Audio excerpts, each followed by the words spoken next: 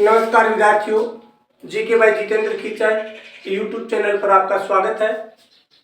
हम पढ़ रहे हैं माध्यमिक शिक्षा बोर्ड राजस्थान में कक्षा 12 के इतिहास विषय में पाठ संख्या 5 औपनिवेशिक आक्रमण। इसमें पहले भाग में हमने अति लघुत्रात्मक प्रश्नों का अध्ययन किया। आज उससे कुछ बड़े जो प्रश्न हैं उनका अध्ययन करेंगे।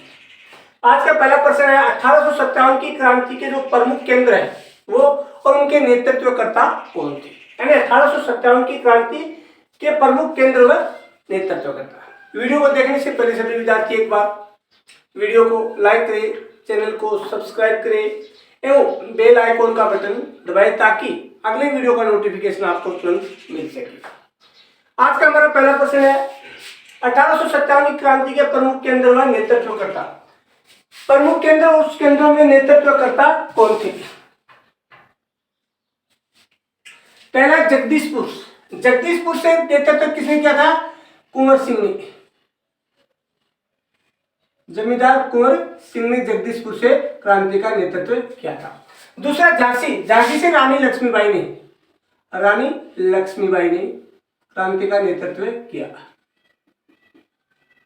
तीसरा प्रश्न, तीसरा केंद्र था लखनऊ। लखनऊ से बेगम हजरत महल। चौथा कानपुर। कानपुर से नाना साहब। पांचवा दिल्ली। दिल्ली से मुगल सम्राट बहादुर शाह जफर द्वितीय ने क्या क्रांति का नेतृत्व किया। यानी जगदीशपुर से कुंवर सिंह, झांसी से रानी लक्ष्मीबाई, लखनऊ से बेगम हजरत महल, कानपुर से नाना साहब और दिल्ली से बहादुर शाह जफर द्वितीय ने क्या क्रांति का नेतृत्व किया था। उसके बाद में हमारा प्रश्न संख्या 2, डलहौजी ने किन किन राज्यों को तथा कब राज्य हड़प नीति के तहत ब्रिटिश राज्य में मिलाया था। यानी कौन कौन से राज्य थे जिसको उसने मिलाया था। सबसे पहला राज्य कौन सा था? सबसे पहला था सतारा। 2 नंबर का राज्य कौन सा था? संबलपुर। दूसरे नंबर का था संबलपुर।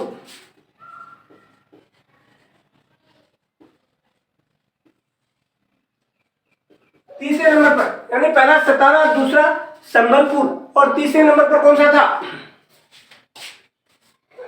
झांसी। चौथा कौन सा था? नागपुर।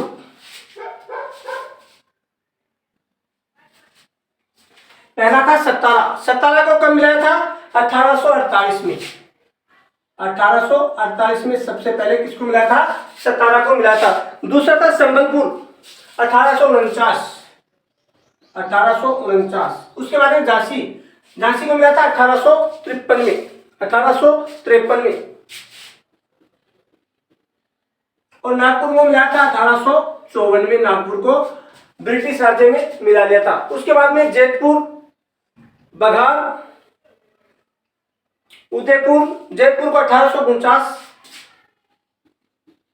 बघार को 1850, उदयपुर को 1854 में मिलाया था।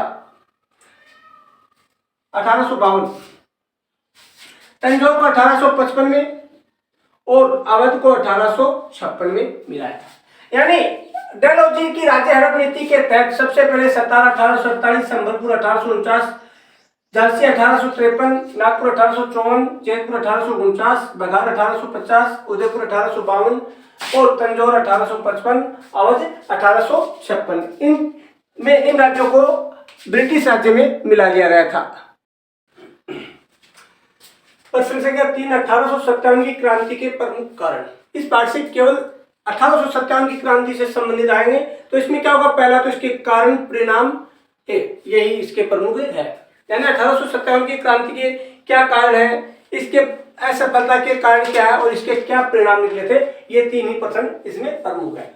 तो पहला सामाजिक कारण।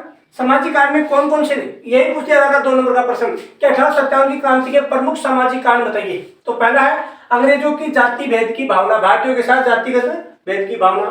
दूसरा, अंग्रेजों का भारतीयों के प्रति अपमानजनक व्यवहार करना, यानी अंग्रेज वो भारतीयों के साथ क्या है, अपमानजनक व्यवहार करते थे।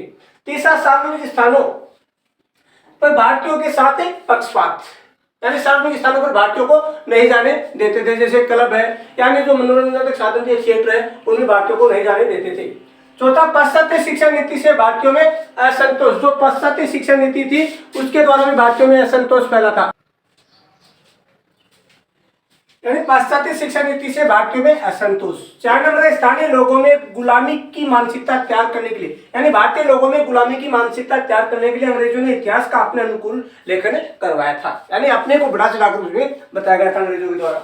उसके बाद दूसरा, धार्मिक कारण, यानी धार्मिक कारण में पहला, अंग्रेजों द्वारा पैतृक संपत्ति संबंधी कानून बनाना। अंग्रेजों ने एक कानून बनाया था पैतृक संपत्ति संबंधित, यानी जो भी व्यक्ति ईसाई धर्म को अपना लेगा वो पैतृक संपत्ति का हकदार होगा। 2 नंबर, ईसाई मिशनरियों द्वारा आर्थिक व अन्य प्रलोभन से ईसाई बनाने का अभियान, यानी ईसाई मिशनरियों ने एक अभियान चलाया कि जो भी भारतीय, जो भी हिंदू या मुस्लिम ईसाई धर्म को अपना लेगा वह उसको क्या दिया, उसने लालच दिया, प्रलोभन दिया।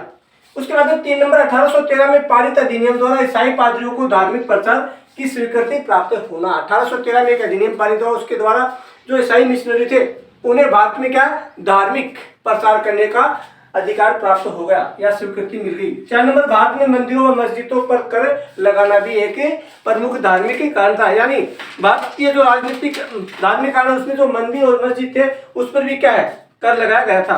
उसके अलावा एक और भी था, 5 नंबर, ईसाई साहित्य का प्रचार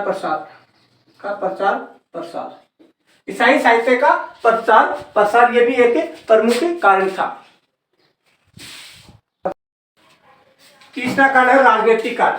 राजनीतिक कारण पहला, लॉर्ड वेलेस्ली की सहायक संधि, यानी लॉर्ड वेलेस्ली राज्यों के साथ सहायक संधि करके उसे सुरक्षा का आश्वासन देकर उसे अपने राज्य में यानी ब्रिटिश राज्य में मिला गया।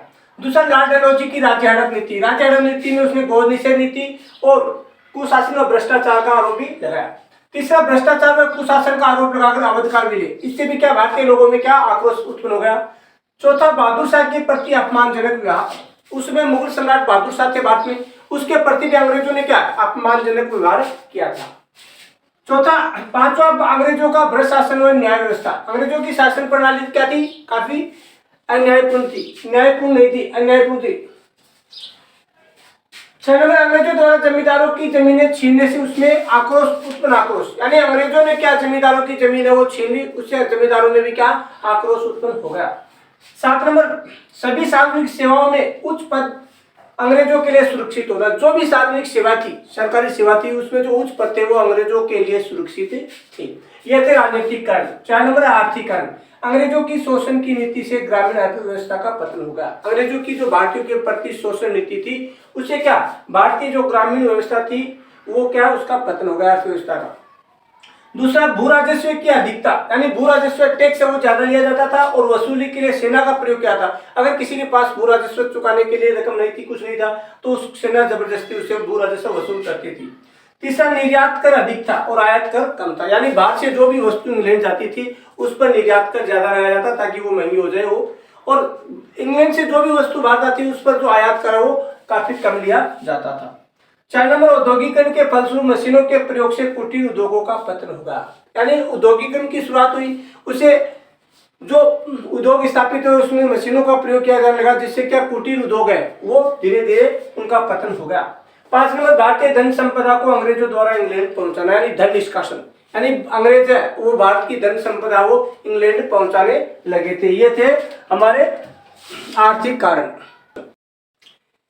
कारण नंबर 5, सैनिक कारण, यानी 1857 की क्रांति का 5वां प्रमुख कारण था क्या, सैनिक कारण। सैनिक कारण पहला था वेतन भत्ते पद व पदोन्नति।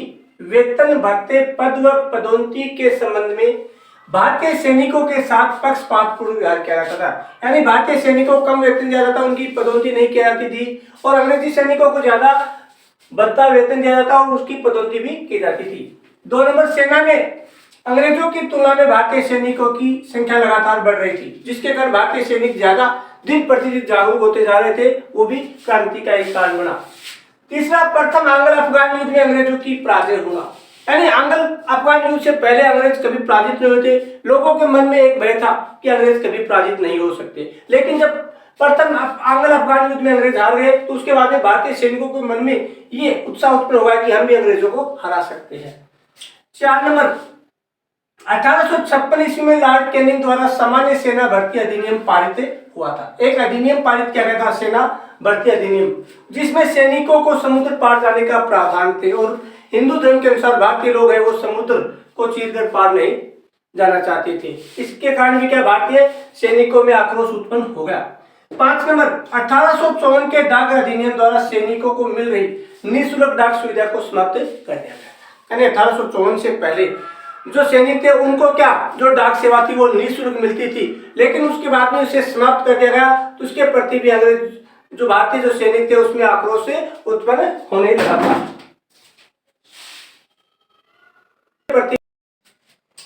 कारण नंबर 6, तात्कालिक कारण, यानी 1857 की क्रांति का तात्कालिक कारण कौन सा था? तो 1857 की क्रांति का तात्कालिक कारण, 1856 में भारतीय सैनिकों को नई एनफील्ड राइफल दी गई थी, एक नई बंदूक दी गई थी जिनके कारतूस के ऊपरी भाग को मुंह से काटना पड़ता था। यानी कारतूस कैसा था? ऐसा जो कारतूस होता है उसका जो ऊपरी भाग था ये इसको मुंह से काटना पड़ता था। इसके ऊपर जो ऊपरी भाग है इसको। जनवरी 1857 में बंगाल की सेना में यह बात फैल गई कि नई जो राइफल के कारतूस में गाय और सुअर की चर्बी का प्रयोग किया गया। ये ऊपर की जो टोपी होती है इसमें क्या होता है कि गाय और सुअर दोनों की चर्बी लगी हुई है। अपना धर्म भ्रष्ट होने की आशंका से हिंदू और मुसलमान सैनिकों ने इसका प्रयोग करने से इनकार कर दिया। यानी हिंदू धर्म के लोग गाय को मानते और मुस्लिम धर्म के लोग सुअर का मांस नहीं खाते, इसलिए दोनों ने क्या कर दिया, इसे प्रयोग करने से इनकार कर दिया एवं विद्रोह पर उतारू हो गए थे। यह था 1857 की क्रांति का तात्कालिक कारण। 1857 की क्रांति के असफलता के कारण, यानी 1857 की क्रांति है वो असफल क्यों हुई, इसके क्या कारण थे? पहला कारण था कुशल व योग्य नेतृत्व का अभाव था। यानी क्रांतिकारियों का नेतृत्व करने वाला कोई योग्य और कुशल शासक नहीं था। जो नेतृत्व करने वाला कौन था? बहादुर शाह जफर।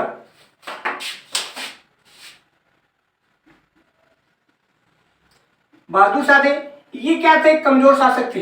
बहादुर शाह जफर जी थे, ये कमजोर शासक थे, इसके कारण क्रांति में सफलता नहीं मिली। दूसरा, क्रांति का समय से पूर्व होना। क्रांति की एक निश्चित तिथि तय की गई थी 31 मई 1857, लेकिन ये समय से पहले हो गई थी 10 मई 1857 को मेरठ के सैनिकों ने क्रांति कर दी थी, इसलिए क्रांति असफल रही क्योंकि क्रांति की योजना थी 31 मई से और क्रांति हो गई थी 10 मई से। तीसरा, भारत के राजाओं का असहयोग। भारत के जो राजा थे, रजवाड़ी थे, जो रियासतों के शासक थे, उन्होंने भारतीय क्रांतिकारियों का सहयोग न करके किनका साथ दिया था? अंग्रेजों का। वो अंग्रेजों के बहकावे में आ गए और उन्होंने अंग्रेजों का साथ दिया था। उसके बाद में 4 नंबर, जमींदार और व्यापारी और शिक्षित वर्ग की तटस्थता। जमींदार, व्यापारी और जो शिक्षित वर्ग था उसने भी क्या, न तो अंग्रेजों का सहयोग किया न क्रांतिकारियों का, वो तटस्थ रहे थे, यानी उसने किसी भी तरह से भाग नहीं लिया था। उसके बाद में 5 नंबर, सीमित साधन। यानी भारतीय जो क्रांतिकारी थे उनके पास कोई साधन नहीं थी, न उनके पास धन था, न हथियार था, न किसी प्रकार के कोई साधन नहीं थे, जबकि अंग्रेज साधन संपन्न थे। उनके पास प्रशिक्षित हथियार थे, प्रशिक्षित हथियारों से लैस एक सेना थी, लेकिन क्रांतिकारियों के पास ऐसा कुछ भी नहीं था। उसके बाद में 6 नंबर, निश्चित लक्ष्य व आदर्श का अभाव।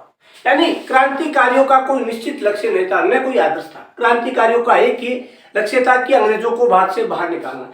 अंग्रेजों को भारत से बाहर निकालने के बाद में क्या करना है, ये कोई निश्चित लक्ष्य नहीं था, न कोई ऐसा आदर्श था कि उसके बाद में क्रांति के बाद में क्या करना है। उसके बाद में 7 नंबर, अंग्रेजों की अनुकूल परिस्थितियां।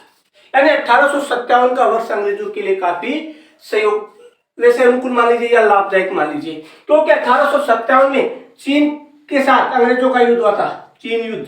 उसमें अंग्रेजों को सफलता मिली और वहां से आकर अंग्रेजों ने एक 3,10,000 की एक अतिरिक्त सेना का भी गठन कर लिया था। इसलिए क्या था, 1857 का वर्ष अंग्रेजों के लिए क्या था, लाभदायक था, और उसको डाक तार आदि की व्यवस्था भी इस वर्ष में अच्छी हो गई थी। उसके बाद में 8 नंबर कैनिंग व अंग्रेजों की कूटनीति। कैनिंग एक बहुत ही अच्छा इस क्रांति के लिए कैनिंग है वो काफी लाभदायक थी। तो अंग्रेजों के लिए कैनिंग ने क्या है, क्रांति के साथ साथ में उदारवादी नीति भी अपनाई थी और उस उदारवादी नीति के तहत उसने भारतीय शासकों को अपनी ओर मिला लिया था। इस प्रकार से ये थे 1857 की क्रांति की असफलता के कारण, यानी कुशल व योग्य नेतृत्व का अभाव, क्रांति का समय से पूर्व होना, भारत में राजाओं का असहयोग, जमींदारों व्यापारियों शिक्षित वर्ग का तटस्थ होना, सीमित साधन निश्चित लक्ष्य व आदर्श का अभाव, अंग्रेजों के अनुकूल परिस्थितियां, कैनिंग व अंग्रेजों की कूटनीति आदि।